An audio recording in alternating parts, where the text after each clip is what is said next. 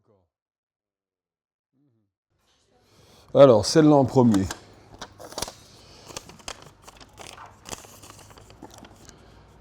Des paroles de votre dernier album qui vous restent en tête. Alors, là, comme ça, tout de suite. Là, comme ça, tout de suite, c'est Jack. Qui est Jack l'Éventreur? Cette chanson très étrange sur une mélodie de Romain Humeau. Donc j'ai inventé une espèce de personnage qui se déplace dans la city et qui venge les petits épargnants qui se font rouler dans la farine régulièrement. Et je trouvais que la musique c'est une valse, hein, finalement, assez adaptée. Elle sonne un peu comme du Kurt Weill, je ne sais pas trop. J'ai pensé à l'opéra de Katsu. Donc je me suis dit, ce personnage, c'est pas un voyou, c'est un bourgeois révolté. C'est autre chose. Il est en pleine révolte parce qu'il s'est fait complètement ruiner par un banquier de la City à qui il a fait confiance. Donc il agit. Donc les paroles sont Les paroles sont « Qui est Jack l'Éventreur et quel est son chauffeur ?» Longe les hôtels dans un ancien taxi et son scalpel aussi. Écoutez la chanson qui nous vient des bas-fonds, dans ces ruelles où le sang est vermeil, ici, et cruel comme la vie. Voilà, cette histoire, c'est qu'il les tue avec...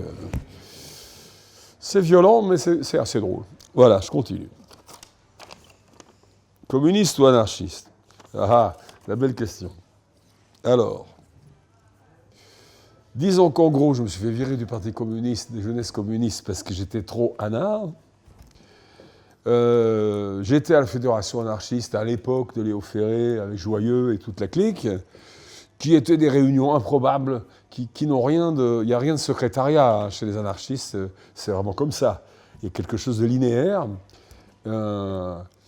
C'est une longue discussion finalement sur la sagesse du peuple par rapport la fameuse phrase de Bakounine, si vraiment Dieu existait, il faudrait s'en débarrasser. Donc c'est aussi, ce que j'en pense, c'est l'ordre moins le pouvoir. Alors ça, si on lance ça comme thème, l'ordre moins le pouvoir, surtout par les temps qui courent, ça va être spécial, parce que tout le monde réclame de l'ordre et plus de pouvoir. Mais un art, il y a deux sortes. Hein. Il y a un art de droite, je vais vous surprendre, ça existe. Et il y a ce qu'on... Ouais, enfin c'est complètement improbable, mais il y a les arts de gauche. Alors, je serais plutôt un art de gauche. C'est compliqué. Chanteur égale séducteur. Ouais, enfin... Ouais. Oui, ça implique... tout dépend quel est le mode de séduction. Monter sur une scène, déjà, c'est être exhibitionniste, quelque part. Hein. On a beau... Même le mec qui sera le plus fermé, il y est quand même. Donc, la séduction peut prendre différentes formes. Hein. Ça peut être à la schlag, ou alors en douceur. Ça dépend. Moi, j'ai utilisé un peu tous les modes, je dirais. Donc, au départ, c'était raide. Et puis, je pense que pour faire passer des paroles assez dures, si je rechante Les Barbares, je l'ai répété d'ailleurs, je ne le chanterai pas comme je chantais en 75. D'abord, je n'ai pas le même âge. Et puis en plus, avec plus de distance, peut-être que le texte, il porterait différemment. Oh mon amour, emporte-moi. Emporte-moi loin de la zone. Vers des pays chagrins, vers des pays faciles, vers des pays dociles. Une musique qui ne vous quitte jamais. Une seule. Ouais, alors... Ouais, disons une musique qui ne me quitte jamais, qui ne m'a jamais quitté. C'est bizarrement du rock, contrairement à ce qu'on peut croire. C'est plutôt du blues rock, moi, qui suis un peu anthropologue musicalement, j'aime bien dire. C'est la musique des Doors. Dans cette musique et dans la poésie de Morrison, hein, il y a tout un tas de choses que j'ai cultivées, moi, personnellement. Sans en faire de plagiat, jamais. Mais les riffs, ce côté minimaliste de l'arrangement, souvent, parce qu'ils étaient trois derrière, hein, la voix de Morrison, les thèmes abordés et les réminiscences des bouts de texte et du piano de Manzarek, voilà. Cette façon rock, si on veut, mais ça va un peu plus loin. Comment expliquer ça? C'est une époque plus libre, hein, où on n'était pas calibré aux cheveux près par... donc, on le mettait dans le rock'n'roll, mais il faisait du blues rock, et c'était surtout de la poésie. Il était proche de Rimbaud, mais c'est les Doors qui me suivent le plus, et Lou Reed aussi.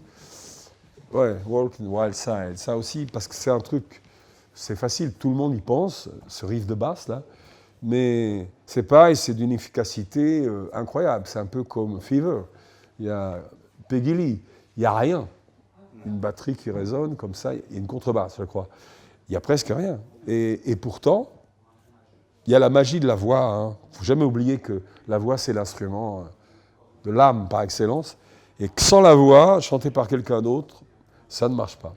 Donc, des gens qui ont repris les Doors, j'en ai entendu, ça ne marche pas. Voilà.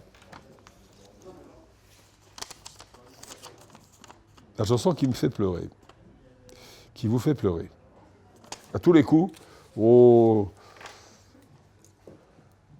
Ouais, alors ça, moi je pense qu'il y a des moments très émouvants dans la vie, ou des moments où on n'est pas bien, il suffit de rien pour... alors on sort, prendre l'air, parce qu'on n'aime pas trop pleurer devant tout le monde, surtout moi. Mais... c'est, bizarrement, c'est une chanson française, mais italienne. Gianni Esposito, il avait écrit une chanson qui s'appelait Les Clowns, et qui dit « S'accompagnant d'un doigt, de quelques doigts, le clown se meurt. » Vous ne connaissez pas. « S'accompagnant d'un doigt, de quelques doigts, le clown se meurt. Sur un petit violon et pour quelques spectateurs. Sur un petit violon et pour quelques spectateurs. » Il y a quelque chose à voir avec l'artiste.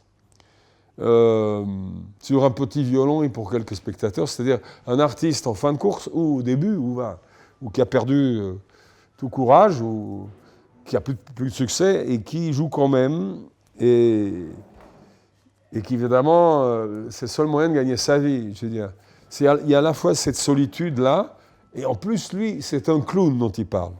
Donc, cette chanson-là, dans certaines circonstances, chantée par lui, mais il est mort, pourrait me triturer. Mais il y en a d'autres, hein, mais celle-là, je vous donne celle-là, parce que peut-être c'est celle qui est le plus sensible chez moi. Alors, écrit-on mieux, est-ce qu'on écrit mieux ailleurs? Ben oui, moi j'écris mieux ailleurs en tout cas, c'est sûr. Ailleurs. Certainement pas chez moi, certainement pas ici. Non, il faut que je sois... j'écris mieux de la salsa à New York avec les portoricains, parce que, voilà, il y a une ambiance musicale aussi. Je pense que c'est plus facile pour moi d'écrire Stan de Ghetto en Jamaïque avec les vrais mecs qui jouent du vrai reggae de chez Marley, justement. Quand j'en fais vraiment du vrai, là j'en ai pas fait ces temps-ci, mais je retourne là-bas parce que ceux qui sont encore vivants, qui aiment encore jouer ça, j'en connais. Ils n'en font plus tellement parce que c'est plus trop à la mode. Puis c'est plutôt Tikonja, les Africains qui font du reggae. Et les autres font plutôt du dancehall et d'autres choses. Mais le vrai, avec mélodie, comme on faisait avant, c'est pas par nostalgie. Hein. Moi, je suis toujours un grand fan de ces reggae qui sonnaient, quoi, avec les chœurs et des harmonies assez simples, très soul, quoi, finalement. C'est de la soul, mais avec une rythmique spéciale, un peu différent. Bon, je passe à autre chose. Alors, la fête de l'humain, et Léo Ferré. C'est la dernière fois que Léo a chanté sur scène devant beaucoup de gens. Beaucoup de monde. Hein. Et je lui avais demandé, personne n'était au courant à la fête de l'humain, ils n'étaient pas au courant. Moi, je l'avais appelé en Italie, je lui avais dit, ça ne te plairait pas, toi, de venir chanter 2 chansons dans le dimanche après-midi, c'était là où il y a le plus de monde. Et pour rigoler, il chantait Les Anarchistes en premier, et c'est ainsi que Les Hommes vivent en second. Voilà. Donc Aragon, et puis son texte à lui, il n'y en a pas un sur 100, et pourtant ils existent. Et alors ensuite, on a mangé avec les gens du parti. Et puis juste avant, il y avait un journaliste de l'UMA qui dit nous les communistes, on est très très peu nombreux maintenant. Hein. Il osait le dire. Et vous les anarchistes, on n'a jamais été très nombreux. Et il dit, on est pareil. Je dis, ah, ça certainement pas. Et Léo dit, certainement pas. D'ailleurs, nous les anarchistes n'avons pas besoin de secrétariat. Donc ça, fin du coup, mec, ce genre d'humour anarchiste, c'est un humour très cinglant, je pense il faut avoir beaucoup d'humour pour être anard, je pense, parce que c'est une façon sarcastique de prendre la température, comme dirait Dali, de sa colère, donc, et de la société. Donc il faut avoir ça pour prétendre à faire partie du syndicat. Bon, je continue. Bon, la dernière, c'est la pire. Le temps qui reste. Le temps qui reste. Alors là, le temps qui reste à écrire, le temps qui reste à vivre, ça ne m'obsède pas du tout. J'ai tellement frotté de très près, moi, la Camarde, avec mes conneries, là. J'en ai fait, hein. Comme je dis dans The Road Again, on aimait bien que la mort nous frôle. Ça, c'est vraiment vrai. C'est vraiment moi et mes amis. On est comme ça. Mais moi, j'aime bien faire des choix. Hein. Voilà, je ne me fais pas balader par la vie. Je n'ai pas envie d'avoir l'air plus jeune. Je m'en fous. Voilà. Je ressemblerai à un vieux briscard dans 4-5 ans. Je préférerais ressembler, voilà, Hemingway avec une grosse barbe, des cheveux. Quoi qu'il s'est suicidé, ce con. Mais bon, voilà. Il y en a d'autres, comme Kessel, voilà. Je préfère ça qu'essayer de faire le Jones. Je trouve ça un peu ridicule, moi, personnellement. Donc, le temps qui me reste, je ne sais pas de combien il s'agit, mais je m'en fous. Voilà. On l'a. Voilà. C'est honnête, hein, ce que vous avez dit. Ouais, mais j'ai bien compris.